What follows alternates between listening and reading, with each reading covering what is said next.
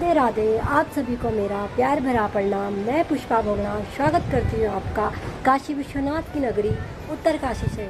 तो आज के ब्लॉग की शुरुआत हो रही है सुबह 10 बजे से। और मौसम की बात करूँ तो हल्की धूप लगी हुई है और हल्की हवाएं भी चल रही है, लेकिन किसी किसी टाइम धूप काफ़ी तेज़ लग रही है। और भाई कल रात की बात करें तो हम पूरी रात भर सो नहीं पाए, इतना मतलब डरावना मौसम हो गया था और सभी लोग इतना हल्ला मचा रहे थे डर के मारे। जो सामने वर्णावत पर्वत है वो इतना खतरनाक तरीके से टूटा है।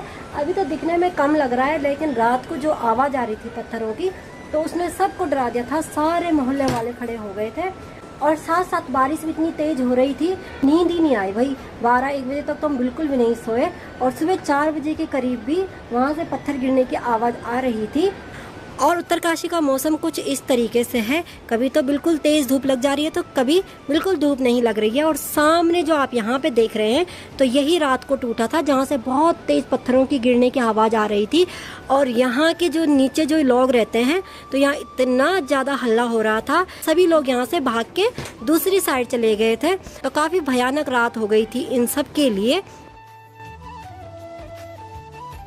तो हमारे पास कुछ क्लिप आई हैं जब वर्णावत पर्वत से लैंडस्लाइड हुआ था, तो वहाँ की कुछ क्लिप आई हैं, तो वो हम इस वीडियो में शेयर कर देंगे कि कैसे लोग अपने घरों से दूसरी साइड के लिए भाग रहे हैं। और इतना डर का माहौल हो गया था कि क्या बताएं। हमारे यहाँ मोहल्ले में तो सभी लोग उठ गए थे और वो आवाज़ ऐसे नहीं कि एकदम आई हो, मतलब 9:45 बजे से हल्के पत्थर खिसक रहे थे और उसके बाद 10 बजे दोबारा खिसके और 11:30 बजे के करीब इतनी तेज़ आवाज़ आई कि क्या ही बताएं। तो भाई इस मौसम में काफ़ी डर लग जाता है, जैसे कि अभी धूप लगी हुई है और अगर शाम को बारिश होगी तो वहाँ फिर मिट्टी खिसकने का डर बढ़ जाता है। और यहाँ सामने जितनों के वाहन हैं वो सारी मिट्टी में आधे दबे हुए हैं, कुछ पत्थरों में फंसे हुए हैं। और यहाँ ये सामने स्कूल की बस है, ये भी मिट्टी मलबे में फंसी हुई है। तो आजकल ये डर बना हुआ रहता है कि जैसे दिन में धूप लग रही है फिर रात को बारिश हो रही है तो लैंडस्लाइड का खतरा काफ़ी बढ़ जाता है।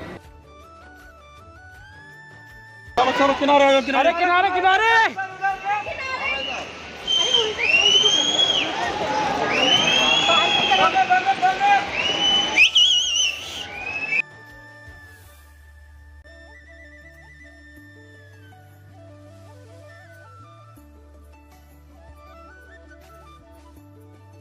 ये अभी हम उत्तरकाशी में आए हैं यहाँ पे। तो जल स्थान की जो कॉलोनी है यहाँ पे, इसके ऊपर जो है बहुत तेज़ बोल्डर गिरने की और मलबा गिरने की आवाज़ें आ रही कंटिन्यू।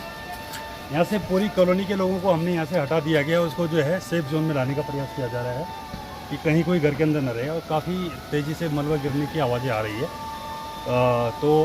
ऐसा लगता है कि ऊपर से जैसे वर्णावत पर्वत पहले भी यहाँ पर जो है लैंडस्लाइड बहुत तेज़ी से हुआ था 2004-05 के दौरान, तो लग रहा है कि उसी इंटेंसिटी के साथ दोबारा हो रहा है।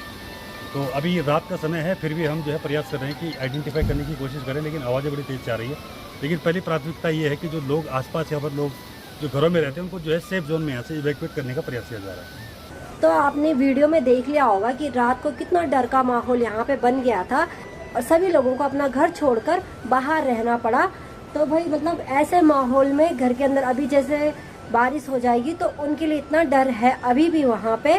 तो ऐसे में काफ़ी दिक्कतें हो जाती हैं और काफ़ी दिक्कतों का सामना करना पड़ता है, क्योंकि छोटे बच्चे होते हैं, बुजुर्ग होते हैं, तो ऐसी कंडीशन में कहीं जाना मतलब काफ़ी प्रॉब्लम होती है। वैसे यहाँ जो ये साइड है तो यहाँ पे भी काफ़ी पानी आता है, इस बार तो नहीं आया लेकिन काफ़ी पानी आता है। तो यहाँ पे भी इस बार यही हुआ है कि काफ़ी पानी आने की वजह से ये सारा जो ये इतना एरिया है ये नीचे को खिसक गया।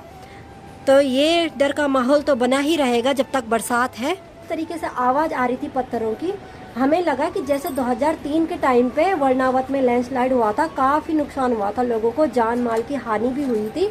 तो क्या पता कहीं ऐसा ही तो नहीं हो गया। तो मतलब हम देखते जा रहे थे, सामने कुछ नहीं दिख रहा था, बिल्कुल अंधेरा था और काफ़ी लोग टॉर्च लगा रहे थे, लेकिन उससे भी कुछ मतलब दिख नहीं रहा था।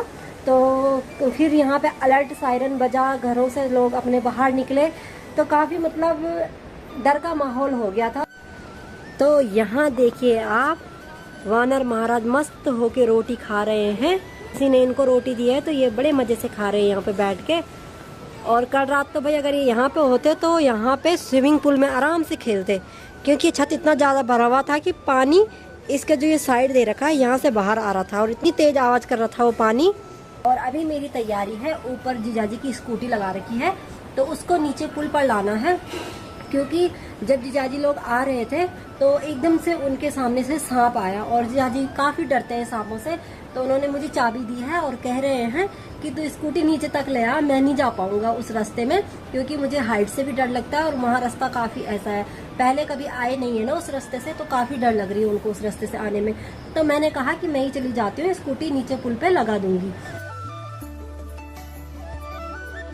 चलिए मैं अंदर चलती हूँ, क्योंकि दीदी भी मेरे साथ में जाएगी। ये भी अभी मतलब इनको 15-20 मिनट हो गए आए हुए।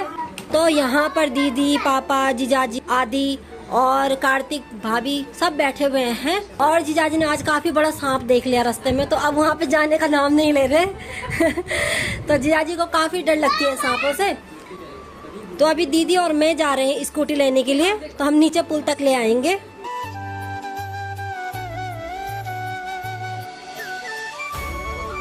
और इस रास्ते में पूरी घास जमी हुई है, तो सांपों की काफ़ी डर है। तो इसी रास्ते से जीजाजी लोग आए थे, तो यहीं उन्होंने सांप देखा था और काफ़ी डर है भाई। मतलब रास्ता देख लो आप, ये रास्ता भी नहीं है, ये नहर है और पूरा यहाँ पूरी घास जमी हुई है। इस नहर में मतलब दिख ही नहीं रहा है, पानी तो है नहीं पर पूरी घास जमी हुई है और यहाँ से गिरने के काफ़ी चांस है। यहीं आगे इन्होंने सांप देखा है, यहीं से आया था कि वो सांप नीचे के लिए। अच्छा, तो दीदी बता रही है कि ऐसे ऐसे करके वो आया।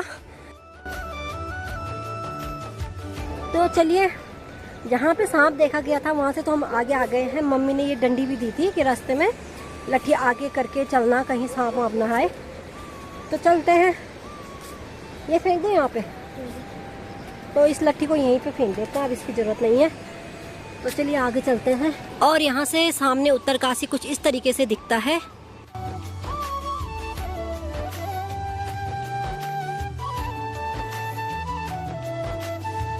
और भाई आराम से ही चलें रास्ते में, तो ऐसी छिपकलियाँ कभी भी पैर के नीचे आ सकती हैं। तो यहाँ पे ये देखिए, ये छिपकली अचानक से हमारे पैरों के सामने आ गई।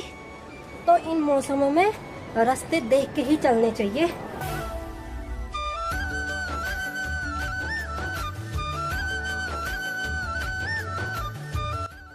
तो यहाँ पे जीजाजी ने अपनी स्कूटी लगाई हुई है, तो चलिए जल्दी से स्कूटी निकालते हैं।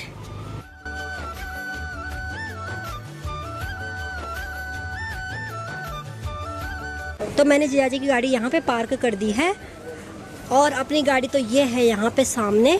और दीदी यहाँ सबके लिए आइसक्रीम ले रही है। तो यहाँ खीरा तो मिल ही नहीं रहा है और मट्ठा भी इन भैया की दुकान में नहीं मिली, तो हम फिर वापस जा रहे हैं। तो यहाँ से हम दही ले आए हैं। तो भाई इतनी दूर से फिर हमें यहाँ सामने पुल पे आना पड़ रहा है, यहाँ शायद खीरा मिल जाएगा। और यहाँ पर भी हमें खीरा नहीं मिला है, तो एक बार दोबारा जाते हैं उसी दुकान में, क्योंकि वहाँ पे है लेकिन उनको रेट नहीं पता कि खीरे का क्या रेट है। शायद उनका बच्चा बैठा हुआ ना, वो खुद नहीं बैठे थे वहाँ पे। तो यहाँ पर अभी रेट पूछ के तब जाके अभी यहाँ पे खीरे मिले हैं।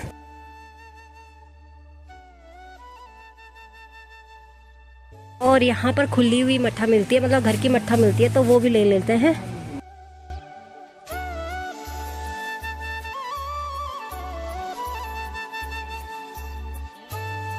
और दीदी ने जो आइसक्रीम लाई थी, तो सब लोग उसी आइसक्रीम को खाने पे लगे हुए हैं अभी। दोनों केवल चुप।